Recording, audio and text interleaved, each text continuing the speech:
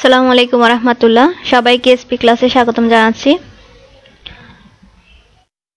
আজকে তোমাদের সাথে আলোচনা করব নবম শ্রেণীর বাংলা সাহিত্য বিষয়ের কিছু জ্ঞানমূলক প্রশ্ন নিয়ে প্রত্যুপকার অধ্যায়ের। আমি পূর্বের ক্লাসে তোমাদের সাথে আলোচনা করেছিলাম এই সৃজনশীল প্রশ্নের উত্তরটি নিয়ে।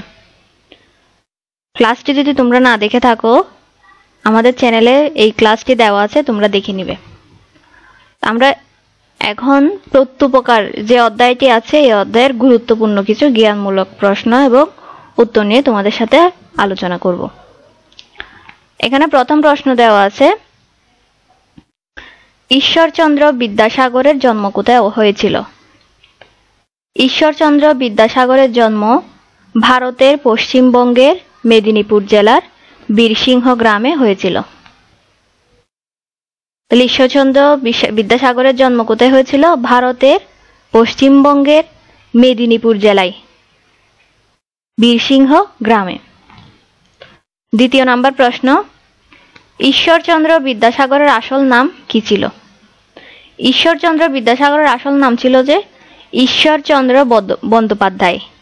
ঈশ্বরচন্দ্র বন্দ্যোপাধ্যায়। তাহলে আমরা যে নামটা জানি ঈশ্বরচন্দ্র বিদ্যাসাগর, এটি তার আসল নাম নয়, তার আসল নাম হচ্ছে ঈশ্বরচন্দ্র বন্দ্যোপাধ্যায়। পরবর্তী প্রশ্ন, ঈশ্বরচন্দ্র বিদ্যাসাগরকে দয়ার সাগর বলা হয় কেন? ঈশ্বরচন্দ্র বিদ্যাসাগরকে দয়ার সাগর নামেও পরিচিত ছিল।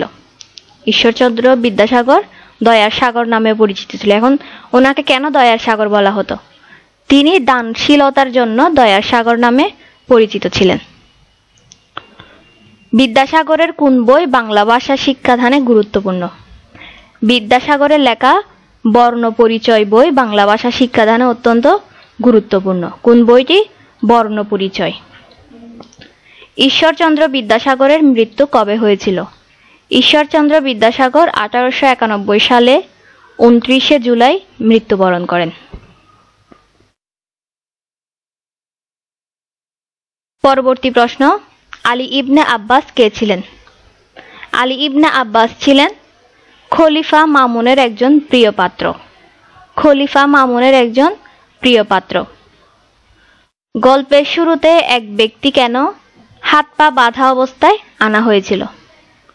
গল্পের শুরুতে এক ব্যক্তিকে কেন হাত পা বাঁধা অবস্থায় আনা হয়েছিল? সেই ব্যক্তি খলিফার ক্রোধের শিকার হয়েছিলেন এবং তাকে আলী ইবনে আব্বাসের বাড়িতে রুদ্ধ রাখতে আদেশ দেওয়া হয়েছিল। রুদ্ধ মানে হচ্ছে বন্দী, বন্দী করে রাখতে আদেশ দেওয়া হয়েছিল। পরবর্তী প্রশ্ন, ড্যামাস্কাস কোথায় অবস্থিত? ড্যামাস্কাস বর্তমান সিরিয়ার একটি নগর। ড্যামাস্কাসের কোন অংশে ব্যক্তির বাসস্থান ছিল? যে ব্যক্তিটিকে বন্দী করা হয়েছিল ওই ব্যক্তিটির বাসস্থান কোন অংশে ছিল? তার বাসস্থান বৃহৎ মসজিদের আশেপাশে ছিল। ওই বন্দী ব্যক্তিটি আলী ইবনে আব্বাসকে কিভাবে বাঁচিয়েছিলেন? বন্দী ব্যক্তিটি আলী ইবনে আব্বাসকে তার বাড়িতে আশ্রয় দিয়ে জীবন রক্ষা করেছিলেন। আশ্রয়দাতা আলী ইবনে আব্বাসকে কতদিন তার বাড়িতে রেখেছিলেন? তিনি এক মাস কাল তাকে নিজের বাড়িতে আশ্রয় দিয়েছিলেন। আলী ইবনে আব্বাসের কাছে অর্থ ছিল না কেন? তিনি লজ্জায় অর্থহীনতার কথা বলতে পারেননি। মানে তার কাছে যে অর্থ ছিল না বা তার কাছে যে অর্থ নেই সেটি লজ্জায় কি করতে পারেননি, প্রকাশ করতে পারেননি বলে তার কাছে কি ছিল না? অর্থ ছিল না। আশ্রয়দাতা বিদায়ের সময় আলী ইবনে আব্বাসকে কি উপহার দিয়েছিলেন? আশ্রয়দাতা বিদায়ের সময় আলী ইবনে আব্বাসকে দিয়েছিলেন একটি উৎকৃষ্ট অশ্ব বা ঘোড়া, খাদ্য সামগ্রী, একজন ভৃত্য এবং স্বর্ণমুদ্রা দিয়েছিলেন। খলিফার আদেশ অনুযায়ী ব্যক্তিটিকে কেন গ্রেফতার করা হয়েছিল? কিছু লোক তার বিরুদ্ধে খলিফার কাছে মিথ্যা অভিযোগ করেছিলেন। বন্দী ব্যক্তি তার পরিবারে কারা কারা ছিলেন? বন্দী ব্যক্তিটির পরিবারে কারা কারা ছিল? তার স্ত্রী, পুত্র এবং কন্যা ছিলেন।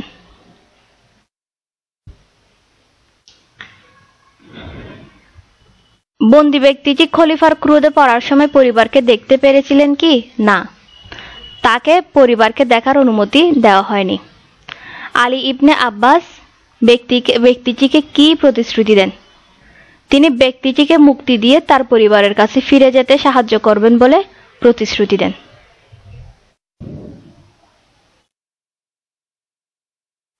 আলী ইবনে আব্বাস ব্যক্তিটিকে ছেড়ে দিলে নিজের কি ঝুঁকি নিয়েছিলেন? আলী ইবনে আব্বাস যখন খলিফার কথা অমান্য করে ব্যক্তিটিকে ছেড়ে দিয়েছিল, তখন তিনি কি ঝুঁকি নিয়েছিলেন? তিনি ঝুঁকি নিয়েছিলেন খলিফার মারাত্মক ক্রোধ এবং শাস্তির মুখোমুখি হওয়ার ঝুঁকি নিয়েছিলেন। ব্যক্তিটি আলী ইবনে আব্বাসের সাহায্য পেয়ে কি বলেছিলেন? তিনি কৃতজ্ঞতা প্রকাশ করে তার পরিবারের কাছে ফিরে যাওয়ার জন্য ধন্যবাদ জানান। আলী ইবনে আব্বাস ব্যক্তিটিকে মুক্তি দেওয়ার সময় কি দিয়েছিলেন? আলী ইবনে আব্বাস ব্যক্তিটিকে মুক্তি দেওয়ার সময় স্বর্ণ মুদ্রা দিয়েছিলেন, অশ্ব দিয়েছিলেন এবং বৃত্ত দিয়েছিলেন। ব্যক্তিটি মুক্তি পেয়ে কোথায় যাচ্ছিলেন? তিনি তার পরিবার এবং নিজ বাড়িতে ফিরে যাচ্ছিলেন। ব্যক্তিটি আলী ইবনে আব্বাসের কাছে কোন অনুরোধ করেছিলেন? তিনি অনুরোধ করেছিলেন তার পরিবারের কাছে তার সংবাদ পাঠানোর জন্য।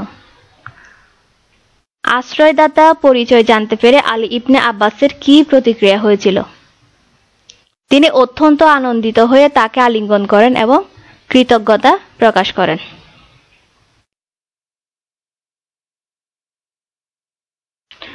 আশ্রয়দাতা কেন আলী ইবনে আব্বাসের কাছে পরিচয় গোপন করেছিলেন?